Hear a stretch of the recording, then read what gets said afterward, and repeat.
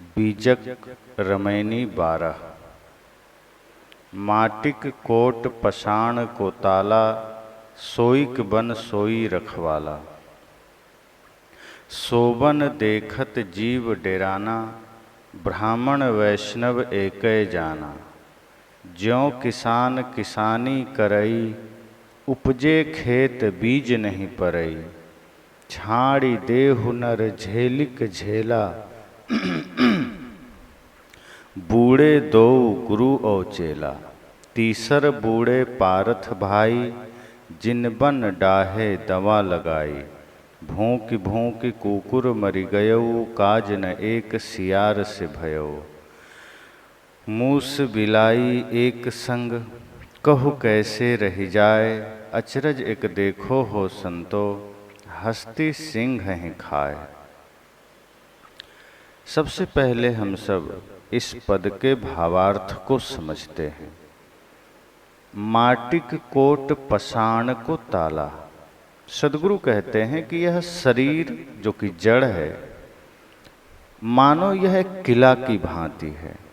तो जड़ शरीर रूपी किला में जड़ बुद्धि का ही ताला लगा है। माटिक कोट पसाण को ताला, यह मिट्टी का किला है, जड़ शरीर, और इसमें पत्थर का ताला लगा है। सोईक बन सोई रखवाला। यह जंगल जीव का ही बनाया है, और इस जंगल को, शरीर रूपी जंगल को जीव ने ही बनाया है। सोईक बन सोई रखवाला, वही इसका रखवाला है। सोबन देखत जीव डेराना। इस अपने बनाए वन विस्तार को देखकर इसके संभावित विनाश एवं बंधनों से जीव भयभीत हो गए और उससे उद्धार पाने के लिए ब्राह्मणों और वैष्णवों के पास गए। परंतु ब्राह्मणों और वैष्णवों को एक ही प्रकार देवी देवादि की कल्पनाओं में उलझे हुए समझो।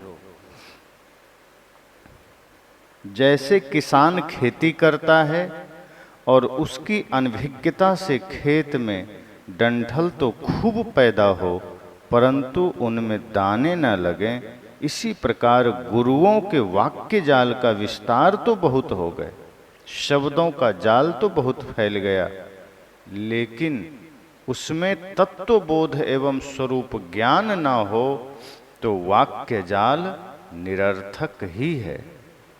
इसलिए हे कल्याणेक्षुक, केवल रोचक वाक्य जाल का माया जाल छोड़ो।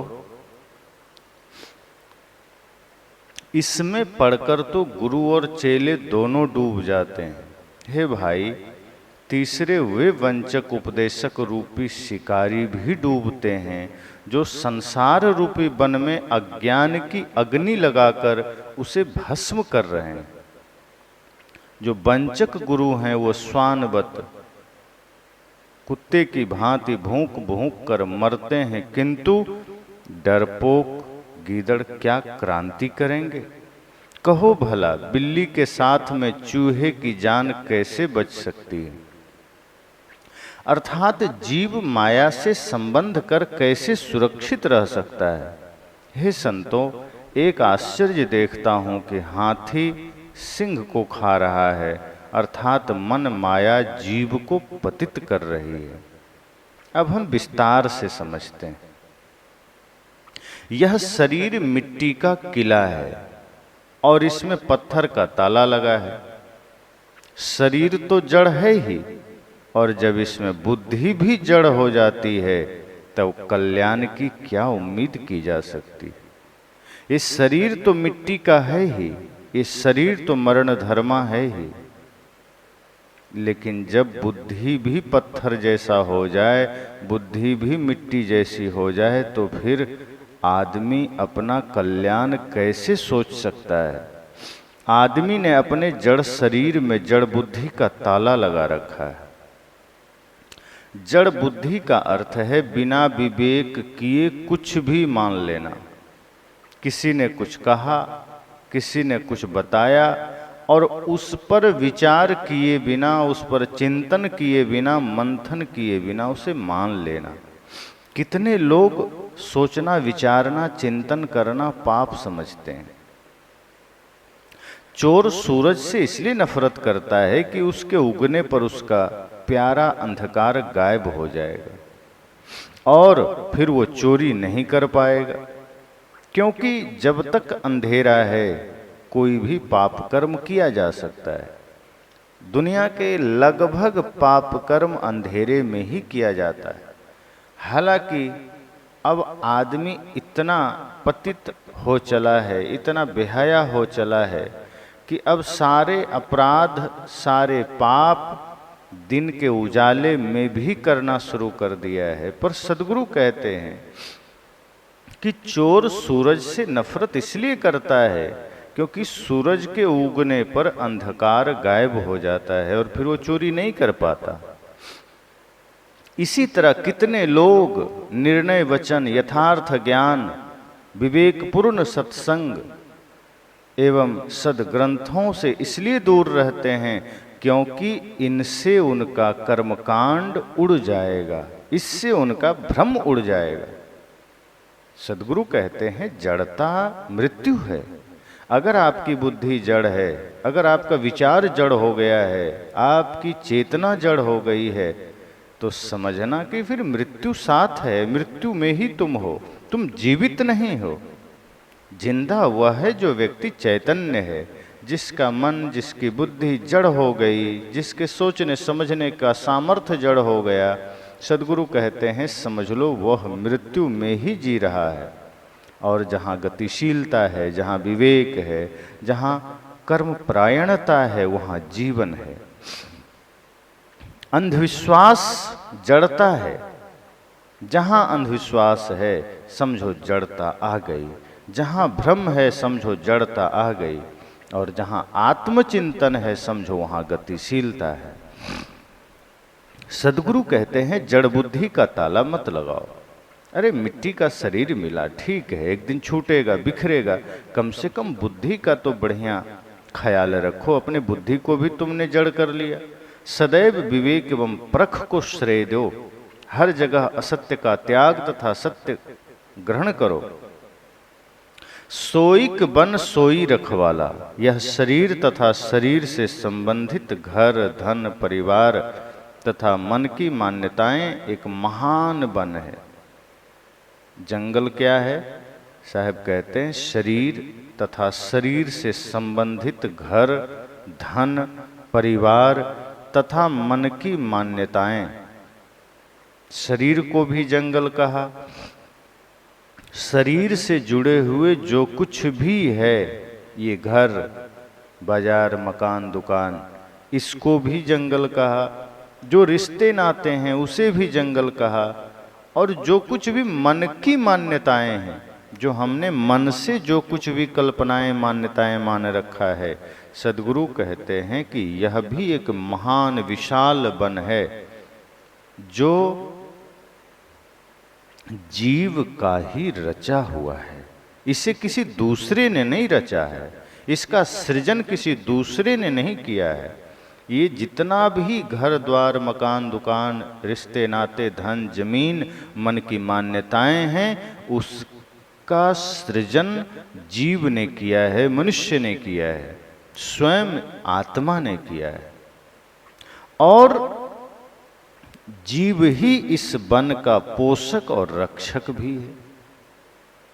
अब जिस जड़ प्राणी पदार्थों का सृजन जीव ने किया, जिस भ्रम मान्यता कल्पना का सृजन जीव ने किया और खुद उसकी रक्षा में खड़ा है, लेकिन आप विचार करें कि ना तो शरीर रहेगा, ना घर रहेगा, न जमीन रहेगी, न धन रहेगा, न मन की कोई भी कल्पना रहेगी। अब विचार करें कि जब अपने ही बनाए हुए ये महान वन को उजड़ते हुए जीव देखता है तो भयभीत होता है। जीव को लगता है कि मेरा छूट रहा है, ये धन, ये परिवार, ये रिश्ते नाते, ये मन के सारे मान्यताएं छूट रहे हैं। और हमारा ये भय दो ही वजह से होता है। एक तो कि हमारा सब कुछ नाश होने जा रहा है, और दूसरा है बंधन। जो मन का बंधन है, वो बंधन भय का कारण है। तो सद्गुरु कहते हैं कि जिस वन का सृजन तुमने किया है, वो वन अस्थाई नहीं है, वो मिटने वाला है। और जो मिटने वाला है, जो नश्वर है, तुम उसकी रक्षा में खड़े हो, तुम उसे बचा लोगे? तुम अपने शरीर को ही ना बचा पाओगे, तो फिर तुम धन को कैसे बचाओगे? फिर तुम रिश्ते नाते कैसे बचाओगे? फिर तुम दुनिया कैसे बचाओगे? ये बाहर जो कुछ भी दृष्टि गोचर हो रही है, जो कुछ भी दृश्य दिख रहे हैं, ये सब मिटने वाला है, विनशने वाला है। इसलिए इन सब का मोह छोड़ो, इन सब का भ्रम छोड़ो, अपने भीतर के सत्य को देखो। लेकिन हमने अपने बनाए जंगल के, हमने अपने बनाए वन के माया जाल में पड़कर उसी की रक्षा में सारी उम्र हम खो देते हैं, अपने सारी सांसें खो देते हैं। शरीर नाशवान है, धन नाशवान है, परिवार नाशवान है। जितनी भौतिक चीजें हैं, जो कुछ जीव का बनाया हुआ जाल है, वह सब वन की भांति है और सब नाशवान है। इसके ही नाश की संभावनाओं को लेकर जीव भयभीत हो जाता है। जिनकी थोड़ी सी बुद्धि सही होती है, बुद्धि शुद्ध होती है, वह इन्हें बंधनों के रूप में देखता है, वह इनमें बंध जाने के भय से भयभीत होता है। थोड़ा सा अगर किसी का चित्त जागृत हुआ, किसी की चेतना जगी, थोड़ी सी बुद्धि काम करने लगी, तो वो इसलिए डर रहे हैं कि कहीं हम माया में बंध न जाएं। ये भी एक भय है। जब अपूर्णता होती है, जब अधूरा ज्ञान है, और जब मन में यह भय हो जाए अधूरा ज्ञान में कि कहीं ये संसार हमें पकड़ ना ले, कहीं ये धन, ये परिवार, ये रिश्ते नाते हमें जकड़ ना ले, तो एक इस भय से भी जीव भयभीत रहता है और ना आगे बढ़ पाता है, ना पीछे मिल पाता है। बीच में ही उसका समय गुजर जाता है। तो एक वे लोग हैं जिनके छूटने के भय से भयभीत हैं कि सब मेरा बनाया हुआ जाल छूट ना जाए, मेरा बनाया साम्राज्य बिखर ना जाए।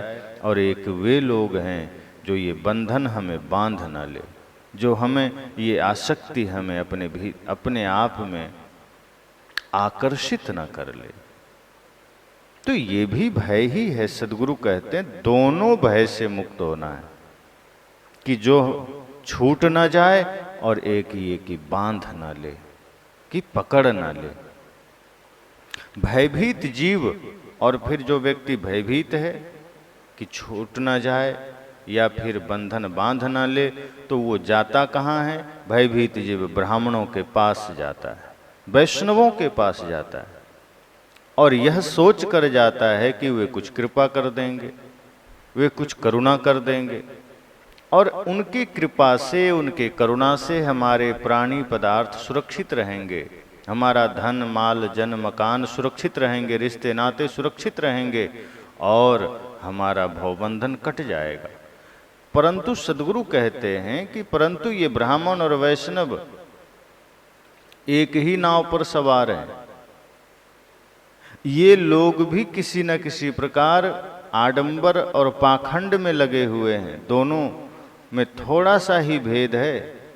एक कर्मकांड में पड़ा है, एक दैववाद में पड़ा है, एक चमत्कार में पड़ा है, और संसार की जो स्थिति है, संसार का जो सत्य है, वो इन्हें भी समझ में नहीं आता। और जिन्हें संसार का सत्य समझ में ना आवे, जिन्हें शरीर की नश्वरता की समझ ना हो, वो स्वरूप ज्ञान और स्वरूप स्थिति की समझ कहाँ उनसे तो वे दूर रहेंगे, वे आपको एक भ्रम से निकालकर दूसरे भ्रम में डाल देंगे। आप तो धन न छूट जाए, पद न छूट जाए, माया न छूट जाए, इस डर से ब्राह्मण और वैष्णव के पास गए।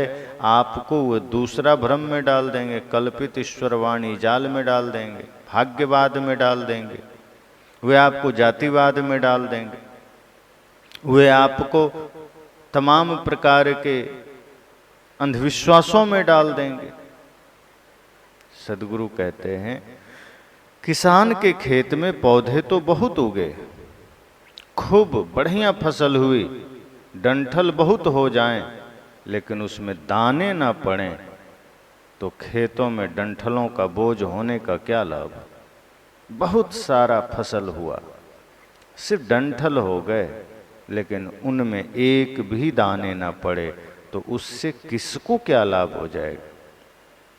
इसी प्रकार शास्त्र बहुत बढ़ जाएं, महाकाव्य बहुत हो जाएं, पुराण बहुत हो जाएं, वचनों की सर्वत्र झड़ी लग जाए, परंतु उनमें अगर सच्चा स्वरूप बोध ना हो, मैं कौन हूँ, जगत क्या है, जगत से हमारा संबंध क्या है, अगर यह ज्ञान उसमें नहीं है तो सदगुरु कहते हैं फिर यह वाक्य जाल है, फिर यह भ्रम जाल है। और चारों तरफ इस वाक्य जाल का विस्तार है, चारों तरफ इस भ्रम अंधविश्वास का विस्तार है।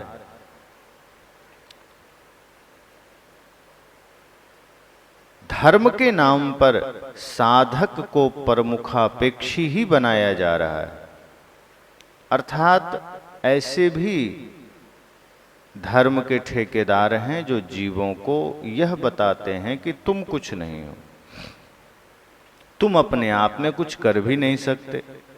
कोई अलग भगवान देव गोसैया बैठा है, कोई भगवान ऊपर खड़ा है, बैठा है, जो आपके भाग्य का निर्णय करता है।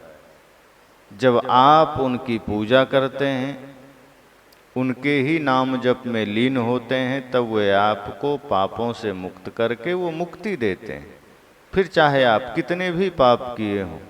इस प्रकार के भ्रम और मान्यताओं को दर्शा करके जीव को उलझाया जाता है। इस वजह से आदमी अपने पाप कर्म नहीं छोड़ता। उसे लगता है कि पाप छोड़ने की जरूरत नहीं है, एक बार मंदिर चले गए, एक बार भगवान की पूजा कर लिए, सारा पाप कट जाएगा। पर ऐसा नहीं है।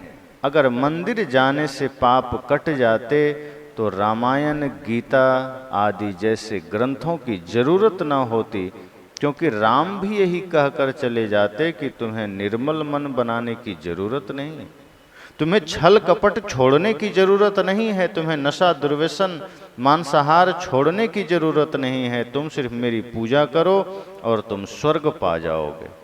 लेकिन कोई भी शास्त्र आप पढ़ लें, जब तक मनोविकार से आप मुक्त नहीं हो जाते, जब तक आप अपने मन के मैल नहीं धो लेते, जब तक आप अपने समस्त गंदगियों को साफ नहीं कर लेते, कोई भगवान आपको नहीं मिलेंगे और कोई धर्म का लाभ आपको नहीं मिलेगा, चाहे आप रोज मंदिर जाएं। लेकिन आज के समय में लोगों को ये बताया गया कि तुम्हें कुछ करने की जरूरत नहीं,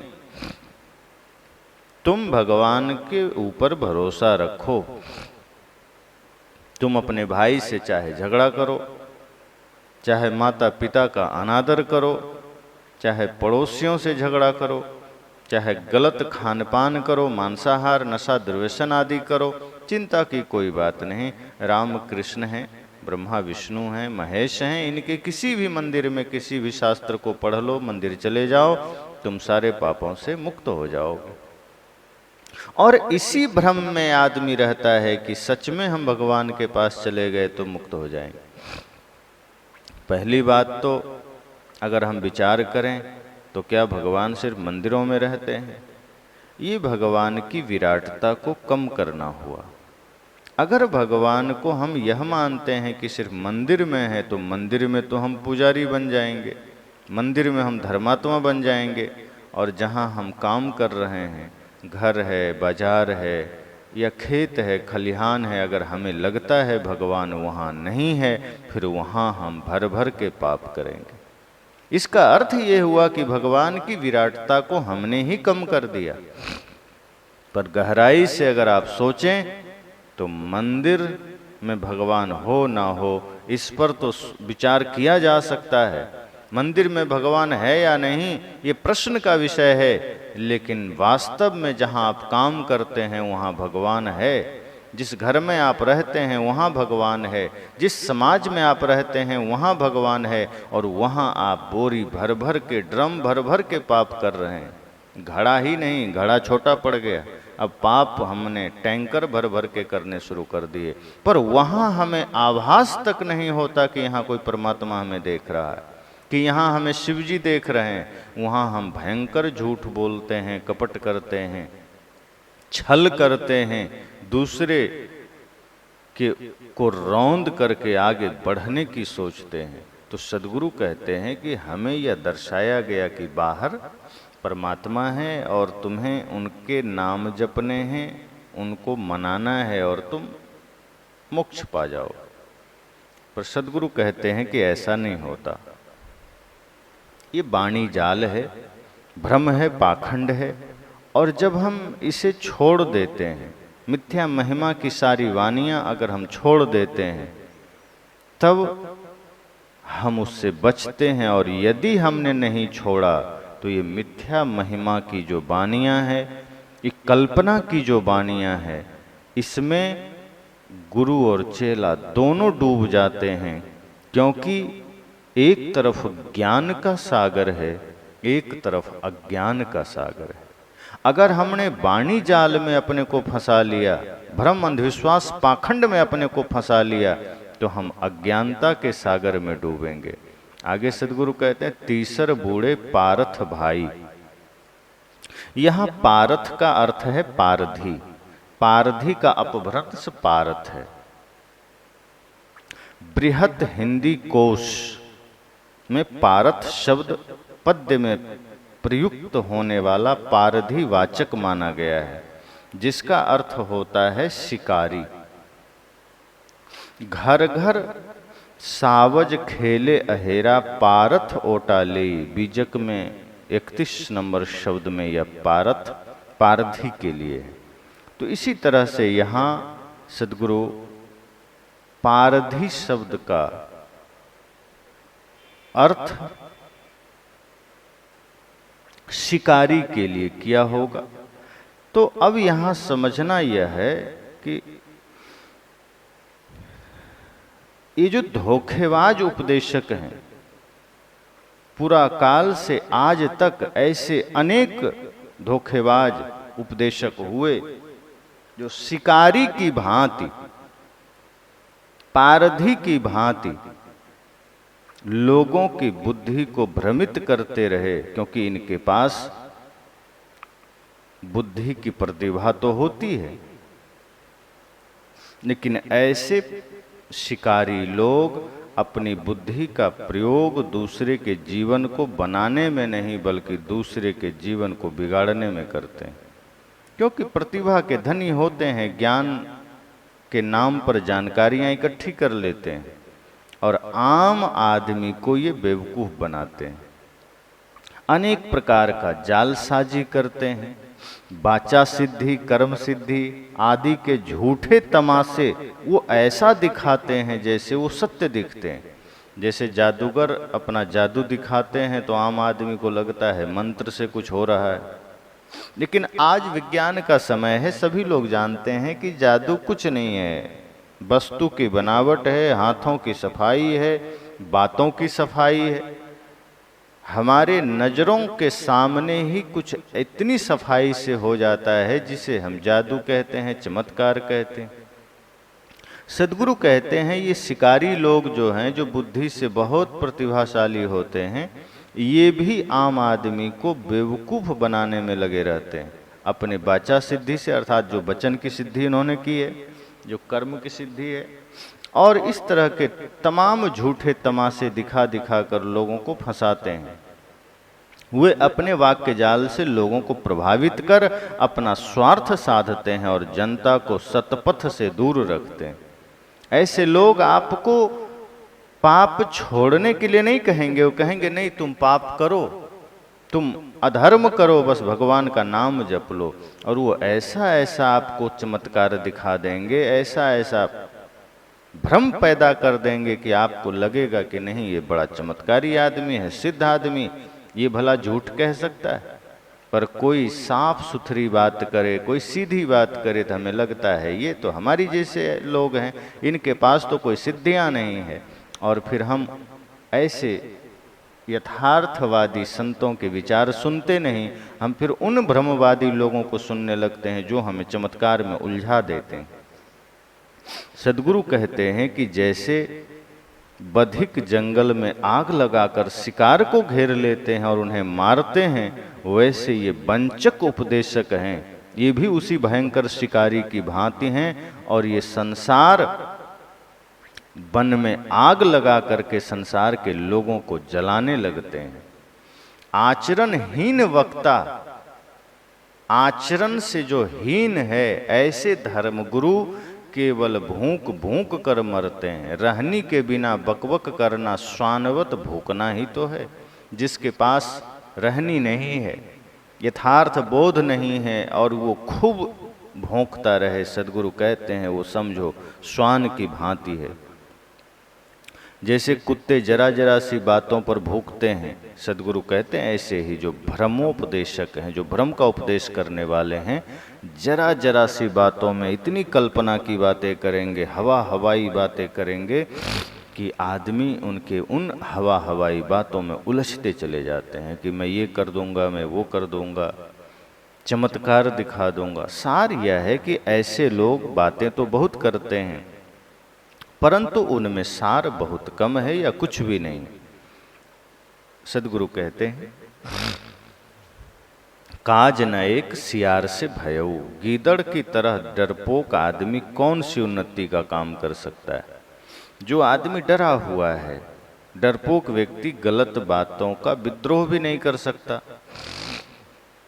और न तो सही रास्ते पर चलने के लिए साहस कर सकता है।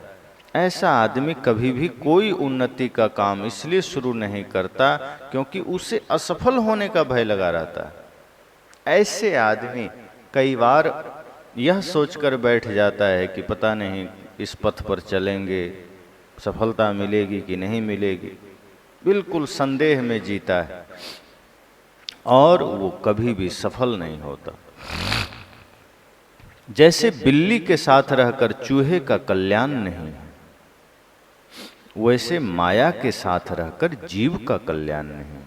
कितने ही ज्ञानी यह समझते हैं कि भोग और योग साथ साथ बन जाएंगे।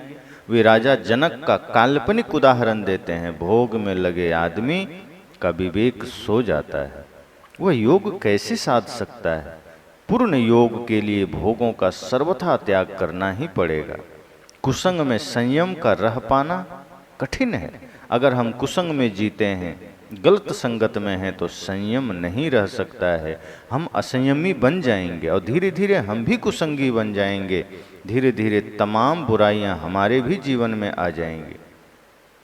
जिन प्राणी पदार्थों, स्थान, देश, समाज आदि के संपर्क में रहने से मन में विकार आने की संभावना हो, सद्गुरु कहते हैं उनसे दूर रहना, उनसे अलग रहना।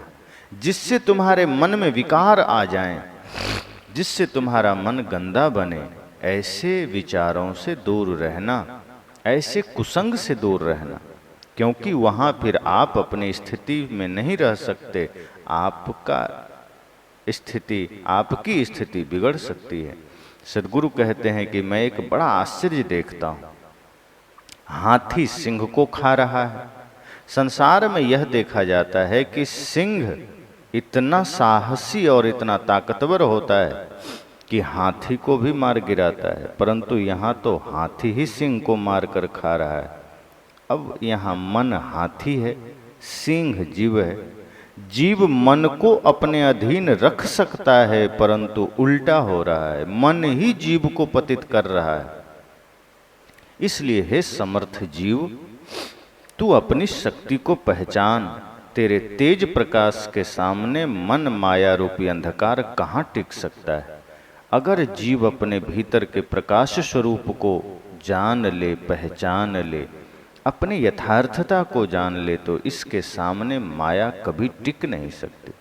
तू अपने महत्व को नहीं समझता, इसलिए माया बहुत बलवान लगती है। लेकिन जब जीव अपने महान बल को समझे और सावधान हो जाए तो माया मर जाएगी और मन अधीन हो जाएगा। बस।